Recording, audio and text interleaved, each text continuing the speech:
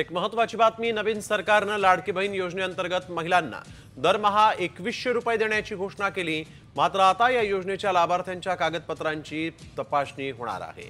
आता केवळ पात्र लाभार्थी महिलांनाच पैसे मिळतील याची खात्री करण्यावर नव्या सरकारचा भर असेल। या योजनेच्या प्रत्येक लाभार्थी महिलेची पडताळणी होणार आहे, जेणेकरून अपात्र लाभार्थ्यांची नावे हटवली जातील।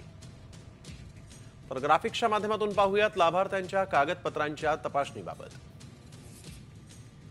तर आपण बघतोय, कुटुंबाचं वार्षिक उत्पन्न 2.5 लाखांपेक्षा कमी असल्याची कागदपत्र सादर करावी लागणार आहेत। निवृत्ती वेतन घेणाऱ्या किंवा 4 चाकी वाहनधारक अर्जदारांच्या कागदपत्रांची अतिरिक्त छाननी होणार आहे।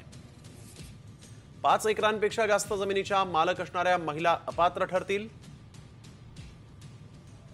एका कुटुंबात फक्त 2 महिलांनाच योजनेचा लाभ मिळणार आहे।